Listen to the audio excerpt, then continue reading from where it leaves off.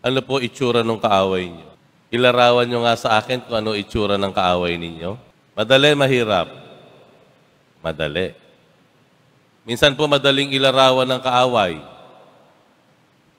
Kulay niya, mata niya, yung ano ang tayo niya, pati yung boses, kaya po nating ilarawan. Gaano katining yung boses, o gaano kalaki, gaano kaingay. Minsan nga, nailalarawan natin yung kaaway natin, may sungay, kahit wala naman. Madaling ilarawan ang kaaway. At sa katunayan ng dahilan kung bakit marami tayong kaaway na matagal na panahon. Dahil malinaw lagi sa atin ang itsura nila. Ang mahirap po dito sa atin, merong hamon ng Panginoon. Anong hamon ng Panginoon? Mahalin mo raw yon. Mahalin mo raw yung kaaway mo, yung nanlilisik na mata, malakas na boses, maingay. Yung kaaway mo na parang may sungay, mukhang demonyo. Ang punto dito, ang sabi ng Panginoon, mahalin daw natin sila. At hindi lang mahalin, ano pang sabi ng Panginoon? Ipagdasal mo pa. Mahirap, madali. Mahirap ba o madaling mahalin ang kaaway mo? Real talk, mahirap, Father. Hindi ko malilimutan yung ginawa niya sa amin. Hindi ko malilimutan kung paano niya ako tinaasan ng boses, niloko, sinaktan ng pamilya ko. Hindi ko malilimutan yung sakit na nanaramdaman ko hanggang ngayon. Tama po? Hayaan niyo ang salita ng Diyos ang magbigay sa atin ng paraan kung papaano natin magagawang mahalin o ipanalangin yung mga kaaway natin. Kung papaanong maiibsan tayo noong bigat at hirap sa pagdadala ng galit sa ating kaaway. Dalawang paraan ang sinasabi ng Panginoon sa atin para maibsan tayo sa galit at bigat na mayroon tayo sa ating mga kaaway. Tingnan natin yung Ebanghelyo. Ano sabi ng Panginoong Jesus? Pakatandaan mo, ang Diyos, pinasisikat niya ang araw sa parehong mabuti at masama.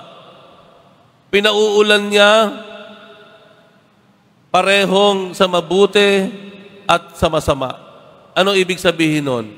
Ang unang paraan po na minumungkahi ng Diyos sa atin bilang dahilan na mahalin natin ang ating kapwa, huwag nating tignan ng ating kapwa o titigan, ang tignan natin ay ang Diyos. Ulitin ko po, ang unang paraan po na minumungkahi ng Panginoon para harapin yung galit at bigat na ating pakiramdam sa ating mga kaaway, huwag nating tignan, titigan yung kaaway natin dahil habang tinititigan natin sila, lalot-lalot na ninananariwa yung ginawa at sakit na ating naramdaman. Pagkus, tignan natin ang Diyos. Tignan natin ang Diyos dahil ang Diyos, yung kaaway mo, ikaw mismo, masama ka man, o yung kaaway mo, parehong binibiyayaan kayo ng Diyos. Halimbawa, nag-away kayo ng kapatid mo. Ang tagal nyo nang hindi nagpapansinan. Nilapitan ka ng nanay mo, anak, sige na, batiin mo na yung kapatid mo. Alang-alang man lang sa akin. Alang-alang man lang sa amin ng iyong ama. Alang-alang man lang sa aming mga magulang mo. Sige na, batiin mo na. Makipagkasundo ka na sa iyong kapatid. At ikaw naman bilang anak, siguradong pag yan ay binitawan ng mga magulang mo, yung mga salitang iyan, ay magigising ka. Opo, ina.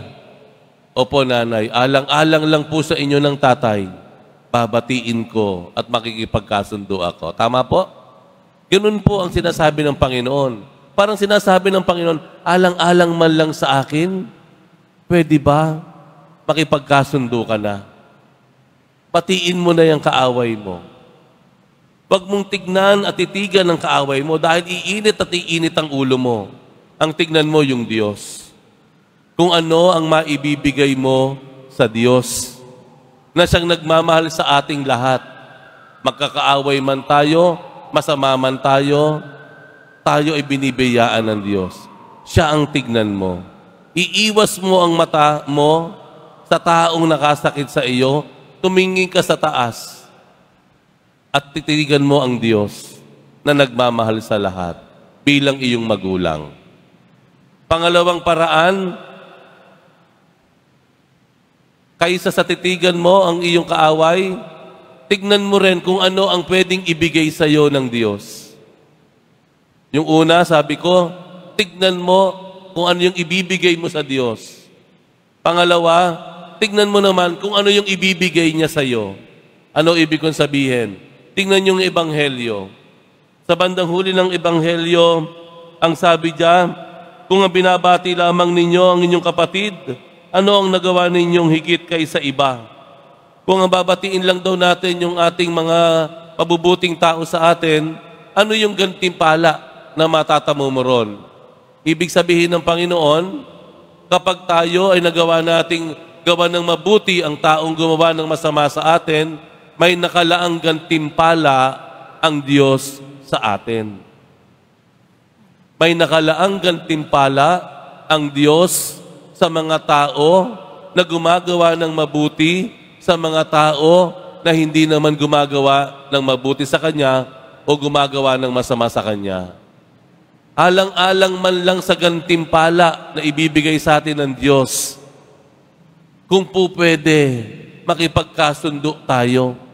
Batiin natin. Itigil na natin yung pakikipag-away. Bakit?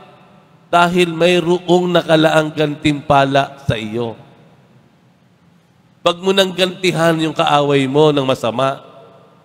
Wag mo nang gawing masama ang ibalik mo sa taong gumawa ng masama sa iyo. Pigilan mo ang sarili mo. Alisin mo yung mata mo sa kanya, sa itsura niya. Pagkus, tingnan mo, may ibibigay ang Diyos sa iyo kung magagawa mong magtimpi, kung magagawa mong maging mabuti sa taong gumawa ng masama sa iyo. Tama po. May mga bagay na gustong-gusto nating makamtan. Gusto nating magkaroon. Pero ano sabi natin? Wala sa budget. Hindi ko kayang bumili niyan. May mga pangarap tayo, gusto nating maging masaya, mapayapa. Nahihirapan tayong gawin o makuha sa ganang sarili lamang natin. I have good news for you. Ang Diyos pwedeng ibigay yung hinahangad mo, yung mailap na kapayapaan ng iyong kalooban. Ang Diyos may kakayahang ibigay sa iyo yung kasiyahan o kagalakan na parang mailap sa iyo.